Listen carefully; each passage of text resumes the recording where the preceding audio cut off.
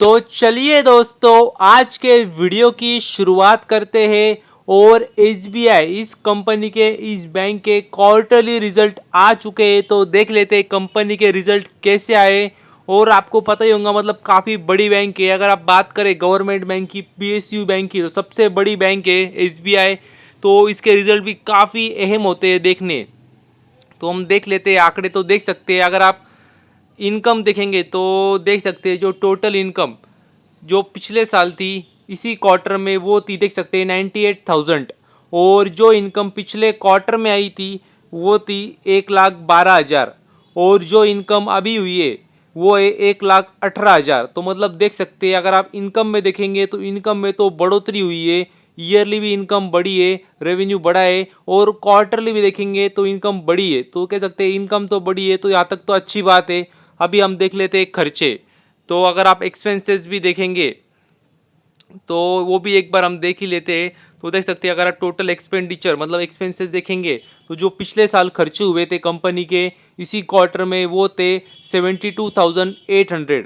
और जो खर्चे पिछले क्वार्टर में हुए थे वो थे 92,700।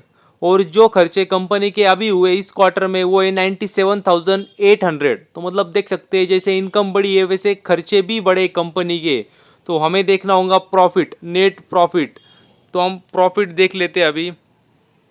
तो यदि net profit for the period यदि देखेंगे तो देख सकते हैं, जो प्रॉफिट पिछले साल था कंपनी को इसी क्वार्टर में वो था 14,200। और जो प्रॉफिट कंपनी को पिछले क्वार्टर में आया था वो था 14,300। और जो प्रॉफिट कंपनी को अभी आया है इस क्वार्टर में वो है 9,160। तो मतलब देख सकते हैं, क्लियर कट आपको नजर आ रहा है प्रॉफिट में। अगर आप ईयरली कंपैरिजन करने जाएंगे तो डीप आया है, गिरावट हुई है। और क्वार्टरली भी आप देखेंगे तो गिरावट ही नजर आ रही है। प्रॉफिट में अच्छी खासी कह सकते हैं गिरावट हुई है। ईयरली भी गिरावट है, क्वार्टरली भी गिरावट है। तो ये तो मतलब बिल्कुल भी अच्छी बात नहीं है, क्योंकि हमने देखा था कंपनी का रेवेन्यू बड़ा बड़ा था, उसके बावजूद यदि देखेंगे तो प्रॉफिट में गिरावट हुई है। लेकिन आपको बात पता चाहिए, ये जो कंपनी है वो बैंकिंग कंपनी है। तो बैंक के हमें और भी काफ़ी रेशो देखने होते हैं, जैसे एनपीए भी देखेंगे। और उससे भी पहले हम देखेंगे प्रोविजन। तो यदि प्रोविजन भी देखे तो वो भी एक बार देख लेते हैं। तो ये रहे प्रोविजन भी, आपको ये दिख सकते हैं। अभी आप देखेंगे तो देख सकते हैं, जो पिछले साल प्रोविजन थे इसी क्वार्टर में वो थे 5,700। और जो पिछले क्वार्टर में थे वो थे 115। और जो अभी है वो है 687। तो मतलब प्रोविजंस भी अगर आप देखेंगे तो ईयरली तो अच्छे खासे कम हुए, तो अच्छी बात है। क्वार्टरली कह सकते हैं थोड़े बढ़ गए तो ठीक है, मगर अभी भी देख सकते हैं कंट्रोल में। अगर आप ईयरली देखें तो काफ़ी कम हुए, तो कह सकते हैं अच्छी बात है। तो हमें देखना होगा एनपीए। तो यदि अगर आप एनपीए भी देखेंगे तो वो भी आपको दिखा देता हूँ, लेकिन उससे पहले आप ईपीएस भी देख सकते हैं। ईपीएस में आपको वही दिखेगा जो आपको प्रॉफिट में दिखा था। क्वार्टरली आप देख सकते हैं गिरावट हुई है, और ईयरली भी देखेंगे तो आपको गिरावट ही नजर आएंगी। तो हम देख लेते हैं अभी एनपीए। तो यदि एनपीए भी आप देखेंगे तो ये देख सकते हैं एनपीए भी। तो देख सकते हैं, अगर आप देखेंगे परसेंटेज फॉर्म में थी आप, तो आपको गिरावट ही नजर आ रही है। अब अगर आप ईयरली देखेंगे तो आपको गिरावट नजर आ रही है। और क्वार्टरली भी आप देखेंगे तो परसेंटेज ग्रॉस एनपीए में आपको गिरावट दिखने को मिलेगी। तो ये अच्छी बात है, क्योंकि आपको पता ही है एनपीए जितना कम हो उतना अच्छा होता है। और एनपीए कम हुए बैंक के, कंपनी के, एसबीआई के, तो ये अच्छी बात है। तो एक बार हम आपको मेरी सेगमेंटेड रेवेन्यू भी दिखा देता हूँ। यदि अगर आप सेगमेंटेड रेवेन्यू भी देखेंगे तो देख सकते हैं, तो जो पिछले साल देख सकते हैं, अगर आप पिछले साल देखेंगे तो ट्रेजरी ऑप्शन से देख सकते हैं, ट्रेजरी ऑपरेशन से उनको अच्छा खासा रेवेन्यू बढ़ा है। ईयरली भी ग्रोथ नजर आ रही है, क्वार्टरली भी आप देखेंगे तो आपको ग्रोथ ही नजर आ रही है ट्रेजरी ऑपरेशन से।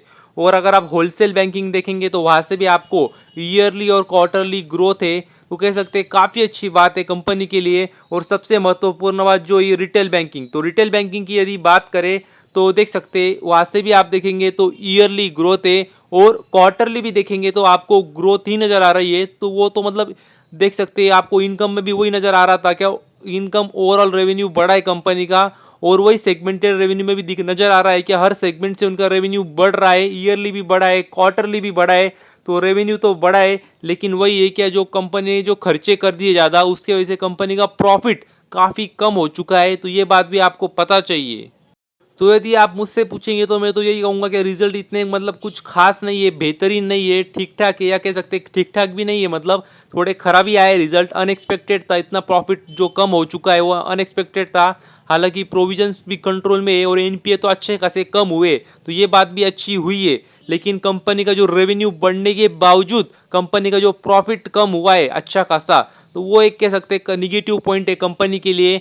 और शायद मतलब पता नहीं क्या रिएक्शन आती है मंडे के दिन, लेकिन गिरावट भी हो सकती है। लेकिन ये बात भी आपको पता चाहिए कि बहुत बड़ी गिरावट होनी भी मुश्किल है, क्योंकि अगर आप देखेंगे तो वैल्यूएशन कुछ बहुत महंगा नहीं शेयर, मतलब सिंगल पी पे चल रहा है, मतलब 9-10 के ऊपर पी नहीं कंपनी का, मतलब इतना सस्ता चल रहा है वैल्यूएशन के हिसाब से अगर आप देखने जाएंगे तो। मतलब और क्या करेंगे आप, गिरावट होगी, कितनी गिरावट होंगी शेयर में, तो ये बात भी मतलब आपको पता चाहिए कि बड़ी गिरावट होने के आसार भी काफ़ी कम लग रहे हैं मुझे। अगर गिरावट हुई तो भी बहुत बड़ी गिरावट नहीं होंगी, ऐसा मेरा मानना है। देखना होगा मंडे के दिन कैसे रिएक्शन आती है शेयर में। तो बस अभी के लिए इतना ही, थैंक यू वेरी मच, और भी ऐसे ही वीडियोस देखते रहिए।